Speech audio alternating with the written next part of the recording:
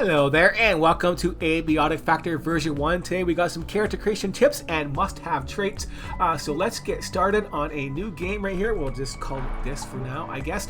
But the first thing you're going to pick is going to be your job. Now, some of the jobs are going to be more useful than the others. Like this one right here, for example. This is going to give you extra experience on your first aid. And first aid is one of the slower skills that you're going to learn in this game. So you're going to want to pick a job that's going to give you extra experience and something that's going to be slower to learn, and make up for the lacking of the skills that you're going to gain in the game. So yeah, just make up for your negatives that you're going to have. So first aid is a really nice one to have.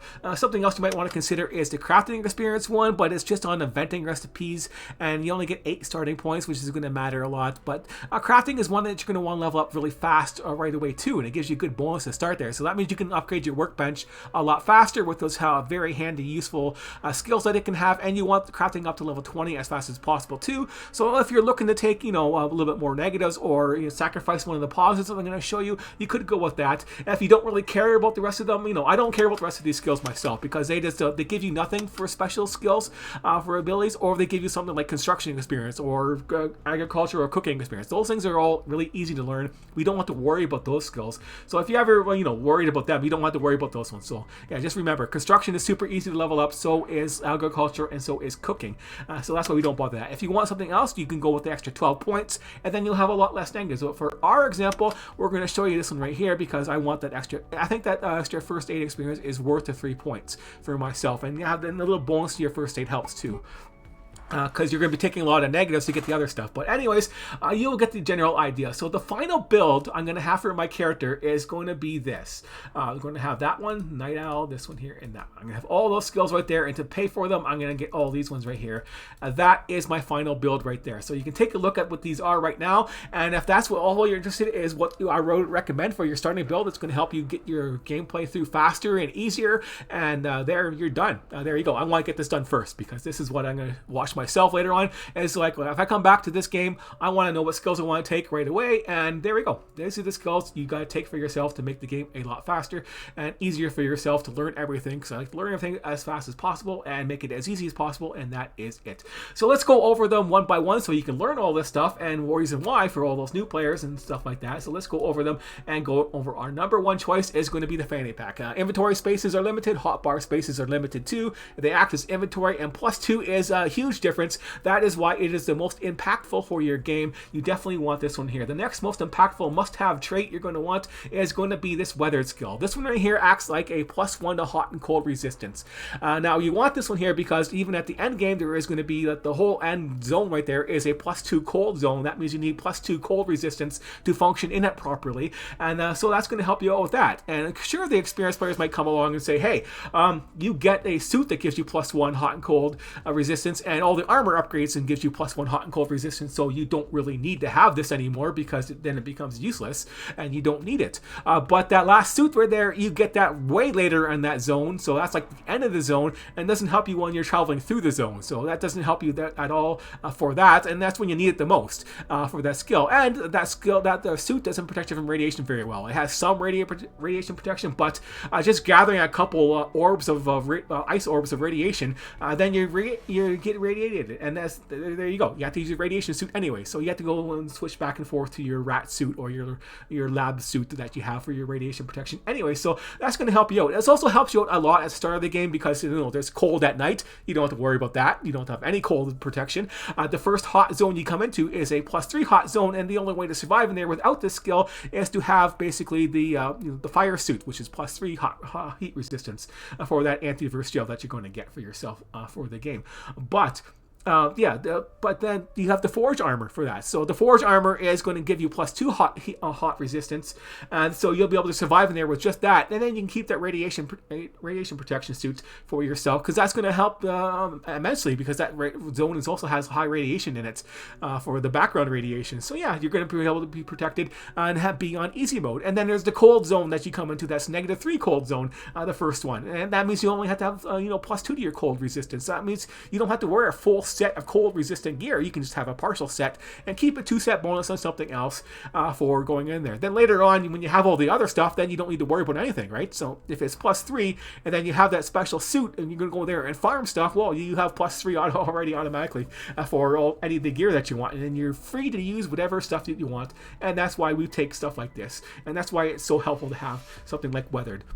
Now, if you're looking for other starting tips, I'm going to make another video called Starting Tips, Weapons, Armor, Trinkets, and the Progression of them. So yeah, I think it's just going to call that and make it short. Try and make it short as possible, but it's going to be like, information on the very first weapons and the reasons why you're going to want to use them and how they progress, and the armor and the trinket sets you're going to want at the start of the game, and then you work your way up until the the better stuff, and why, because that's what I want to know when I play my game. Like, I don't really see a video on that out there yet, and that's going to be easy to understand. So yeah, that's going to be for myself when I come back and play this game later. I'm going to have that video for myself with starting tips on weapons and armor, so I can remember what pieces of armor and gear sets are going to be the best to use, and the trinkets that go with them, and the weapons to use to kill all these guys fast and effectively, and why, because I've been ignoring some of these other weapons and they're pretty good. But anyways, that is what the video we want to watch next. We'll continue on with this one here, and the next one here is going to be Inconspicuous. That is a nice one to have because you draw attention twice as slowly, and that's going to be very handy throughout the whole game, even the end game, because you're going to be running around super fast in some of your gear sets, and the nice piece of the nice cloaky thing you get or whatever your suit that you get, you can run extra fast with that too. So you can end up running super fast. And the whole point of that is you run so fast, the guys won't notice you fast enough, then you can get a sneak attack on them and hit them. So you just run into guys with a sneak attack, because your sneak is going to level up high enough that you can stand up and get a sneak attack bonus off of them, right? So you get that sneak attack bonus by standing up. So yeah, it's going to be so fun just running into guys and slashing them. Oh, sneak attack, he's dead. Then not even worry about it. So that's going to be a fun thing to do with it. So yeah, that's why we take that one there. The next one I'm going to take, since the skills go up to level 20, this one here seems really, really more important to have this as a flavor thing. It's something you really don't have to have, but 20% really adds up on all the skills that you have to learn, and it's just something that's really handy. The next skill that we have right here, you might not have to take it, but I recommend it. It's going to be this one right here, the fatigued at 50% slower. Sure, the nighttime isn't as much, but that 50% is a big bonus, which saves you a lot of back and forth and sleeping and worrying about that kind of crap as you're out there exploring. It saves you quite a deal of time, and it made my playthrough a lot easier having this skill, and for the negatives that you take. So we can go over the negatives now, so that's what I recommend. This other stuff right here, this one here could be nice, but you can't have feeble with it, and that's your major skill that you're going to take. And that's only a couple skills for extra experience. Cooking, who cares? 50% chance of receiving bleeding. Yeah, who cares about that? Less bleeding.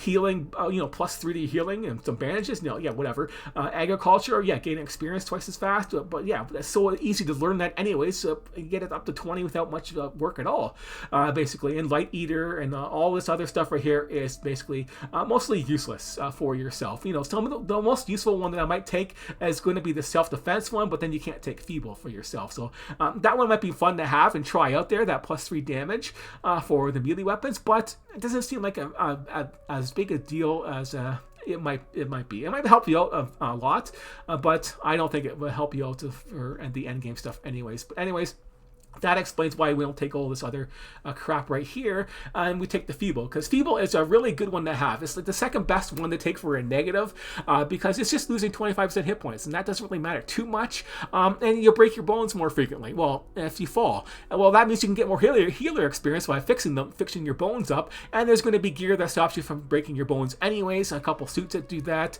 So yeah, you don't have to worry about the feeble as much either. You got jetpacks and stuff like that, and double jumps and things you're going to get later on in the game that's going to stop you from taking all that extra fall damage from flying around there and doing that. The things you want to avoid is the fear of violence, because we don't want to be stuck at level 5. We want everything at level 20, don't we? And then of course you don't want to have your fatigue lowered in any way, or your stamina lost. You don't want those ones there. That's the main functionality. Stamina is already pretty bad as it is, and making it worse is just too painful. It's painfully obvious you don't take those ones. But anyways, the hearty appetite, that's one you could take for yourself, but that is the last priority that you're going to take of all these other ones, all these other negatives, because it's 60%.